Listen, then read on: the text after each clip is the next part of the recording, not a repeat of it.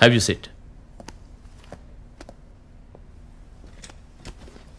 మళ్ళీ ఈ కేసు నేను డీల్ చేస్తానని మాత్రం చెప్పొద్దు. ట్రస్ట్ మీ సార్, తప్పకుండా కేసు ఫినిష్ చేసి చూపిస్తాను. నాకేం ప్రాబ్లం లేదు. లెఫ్ట్ అండ్ రైట్ బేభత్సమైన ప్రెషర్. 1 సెకండ్. క్రైమ్లో ఇన్స్పెక్టర్ శ్రీకాంత్ కనెక్ట్ చేయండి. 50 ఏళ్ళు అయిపోయాయి బాబు. ఇక మీదట ఇలాంటి కేసులు డీల్ చేయడం రిస్కే. రిమార్క్ పడిపోతుంది. నీ వయసుకు ఓకే, ఎలాగో మేనేజ్ చేసేస్తాం. సార్, ఫోరెన్సిక్ ఎక్స్పర్ట్స్ అందరూ ఏం పీకుతున్నారు సార్? ఎగ్జాక్ట్లీ ఇలాగే ఇంకో మర్డర్ జరిగింది. ఆ హంతకుండా పడుకునే ప్రయత్నంలో నేనే హాస్పిటలైజ్ అయ్యాను. అది జరిగినప్పుడు ఆడు చచ్చాడు. కరెక్ట్గా 3 నెలలు పోయాక ఇదే టైప్లో ఒక మర్డర్, ఇన్ని సిమిలారిటీస్తో ఒక కేసు. దీన్ని లింక్ చేస్తే రిపోర్ట్ చేయరా? బాబు, కేసు అడిగావు, ఇచ్చాను, తీసుకో. ప్రాబ్లం పెద్ద చేయొద్దు. నీకు ఏ హెల్ప్ కావాలని అడుగు, చేస్తా. Thank you very much sir.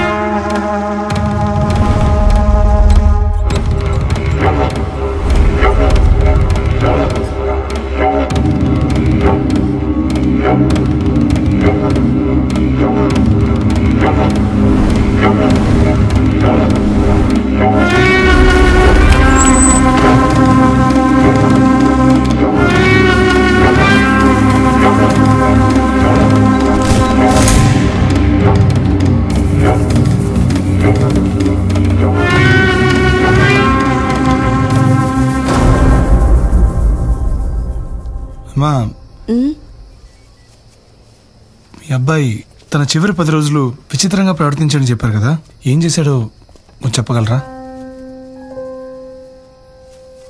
కొద్దిగా ఆళ్ళు మార్పు వచ్చింది. ఓ రోజు అస్సలు నాతో మాట్లాడలేదు. వేరెవరితోనూ మాట్లాడినట్టు మాట్లాడాడు. మళ్ళీ ఆడే నాతో వచ్చి మాట్లాడాడు. కానీ ఆడి విచిత్రంగా ప్రవర్తించాడు.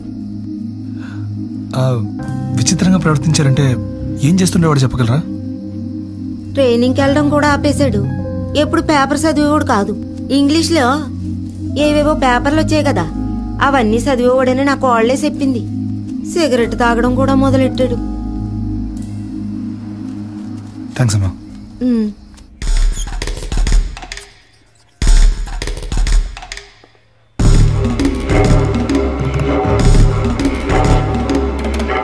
మేడం యాక్టింగ్ మొదలెట్టినప్పటి నుంచి ఆయనే మేడంకి పర్సనల్ మేకప్ మ్యాన్. మేడం చనిపోయిన తర్వాత 10-15 రోజులుగా ఆయన ఇక్కడికి రాలేదు. ఎన్నిసార్లు ఫోన్ చేసినా లైన్ కలవట్లేదు. మాకే కొంచెం డౌట్గానే ఉంది. కానీ ఆయన మాతో ఉన్న 3-4 నెలల్లో ఆయన ప్రవర్తనలో బాగా మార్పు కనిపించింది సార్. హాస్పిటల్లో చేర్పిద్దామనే నా తమ్ముడిని ఊరి నుంచి రమ్మన్నాను సార్. నన్ను మొన్న చూసినప్పుడే తెలియనట్టు మాట్లాడాడు బావ. ఆ తర్వాత ఎలాగో మేనేజ్ చేశాడు.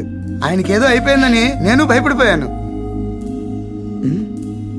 సార్, ఒక్క నిమిషం, ఇప్పుడే వస్తాను. సార్, అసలు విషయం ఏంటంటే, భయపడకుండా చెప్పండమ్మా. ఆయన ప్రవర్తనలో మార్పు వచ్చిందని చెప్పాను కదా సార్. ఆయన వస్తువుల్ని ఎప్పుడు శుభ్రం చేసుకుంటూ ఉండేవారు సార్. మొన్న ఆయన మా అమ్మాయిని చూసిన చూపే వేరే విధంగా ఉంది సార్.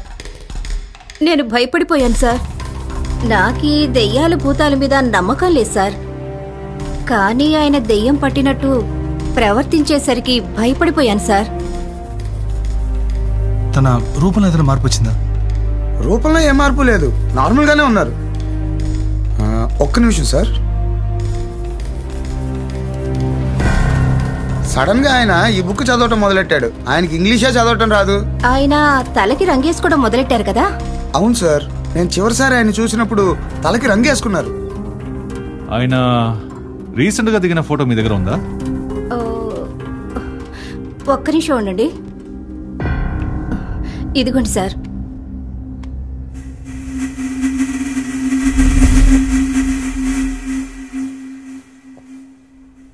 నేను చూసుకుంటాను. దీని సంగతి ఓకే. 4 రోజుల ముందు నేను క్లాస్లో పార్టిసిపేట్ చేశారు. ఒక పెద్ద హత్య కేసులో ప్రైమ్ సస్పెక్ట్. మీ సీసీటీవీ ఫుటేజ్, ఇతను ఇక్కడ ఇచ్చేయాలన్న కాంటాక్ట్ నెంబర్స్ నాకు కావాలి.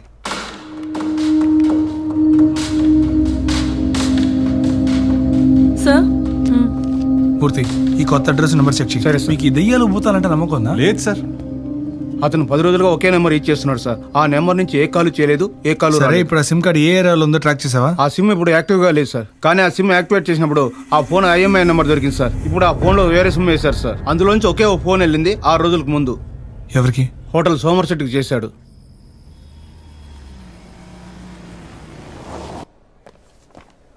ఇతని డీటెయిల్స్ కావాలి. Room number 208 sir.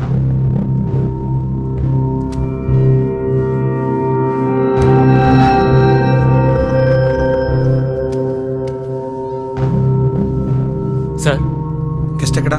తెలీదు సార్, బయటికి వెళ్ళారు.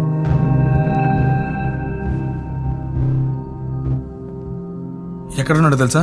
తెలీదు సార్. తిక్కలోడు సార్ ఆడు. నా ప్రాణాలు తోడేశాడు. తీసుకెళ్ళి లోపలేండి సార్. ఒక రోజుకు 5 సార్లు రూమ్ క్లెయిమ్ చేయమంటాడు. రాస్కల్ టిప్స్ కూడా ఇవ్వడు. ఏమైందిరా? అన్నా, ఈ రూమ్లో ఉండేవాడు ఎప్పుడొస్తాడో తెలుసానా? పైన బార్లోనే ఉన్నాడు. నీ బ్రాండ్ ఏంటి? Brandy, cognac, whisky? Actress Bimsha హత్య కేసులో నువ్వే ప్రైమ్ సస్పెక్ట్. ఎంక్వైరీ చేయాలి, పదా.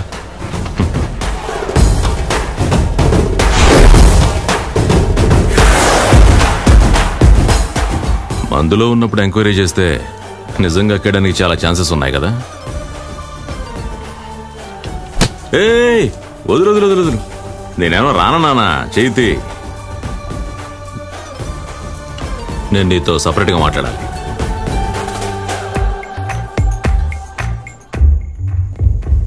ఇక్కడే వెయిట్ చేయండి.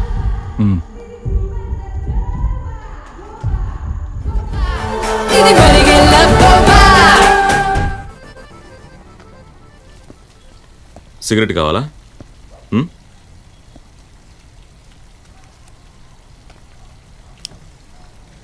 వింశాన్ని ఎందుకు చంపేశావు? అది నీకు చెప్పినా అర్థం కాదు. ఏ నీలాంటి మృగాలకి మాత్రమే అర్థం అవుతుందా? ఇది అర్థం చేసుకోవడం కాదు, అనుభవించడం. రుద్ర క్లాసులో నీకు నేర్పించలా? నాతో ఎందుకు విడిగా మాట్లాడాలన్నావు? నా మొదటి హత్యకి రెండో హత్యకి ఎందుకు వచ్చిందో తెలుసా ఇంత గ్యాప్? మొదటి హత్య ఏమంటున్నావు? నేను మొదటి హత్య చేసిన 5 నిమిషాల్లో నువ్వు అక్కడికి వచ్చావు. నన్ను తరుముకుంటూ వచ్చావు. మనమిద్దరం తన్నుకుని చచ్చాం. ఇన్ఫాక్ట్ నేను చచ్చిపోయాను, నువ్వు బతికిపోయావు. ఏం వాగుతున్నావు? వెయిట్ చేయి, ఇప్పుడే వస్తా.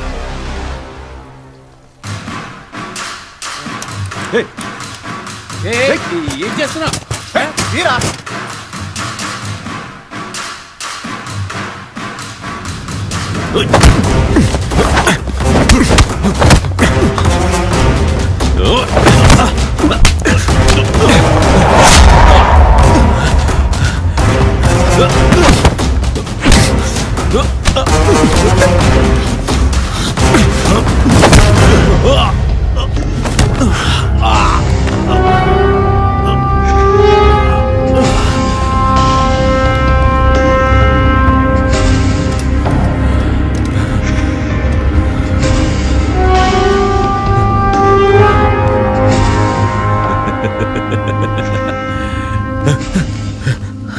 ఈ బాడీ వేస్ట్. నేను మళ్ళీ వస్తా. కర్ణ వాడిని అరెస్ట్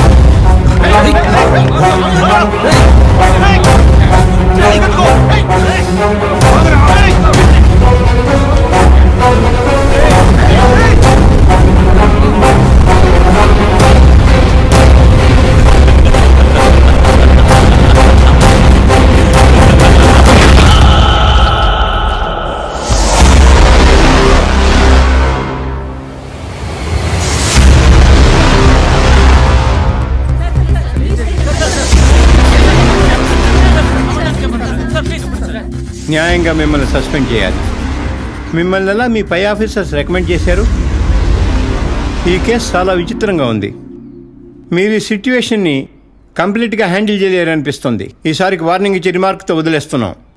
కేర్ఫుల్గా ఉండండి. ఈ మే గో. న్యూస్ వేయొద్దంటే ఎలా సార్? మిమ్మల్ని చంపడానికి కూర్చొని మీరే చంపేస్తారు. ఆ తర్వాత మీడియాతో సూసైడ్ అంటారు.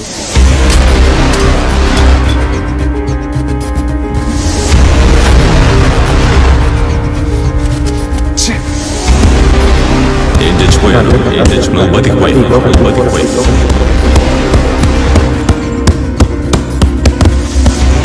నేను మళ్ళీ వస్తాను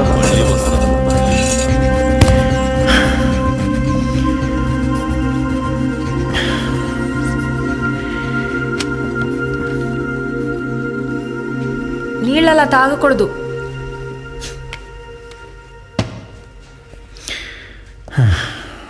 నీళ్లు నేరుగా గొంతులో దిగేట్టు తాగకూడదు. మెల్లగా నోట్లోనే ఉంచి సలైవాతో మిక్స్ అయ్యేలా తాగాలి. ఇవాళ ఒక్కరోజు నా హెల్త్ గురించి ఏ అడ్వైస్ చేయకుండా ఉండగలరా ప్లీజ్? మీకు పుణ్యం ఉంటుంది. సరే ఓకే. మీ ఒళ్ళు గురించి మాట్లాడంలే, నీ కిక్ బాక్సింగ్ గురించి మాట్లాడొచ్చా? మీకు తెలియదంటూ ఏదైనా ఉందా మేడం? నాకు వంట రాదు, నేర్చుకోవాలి.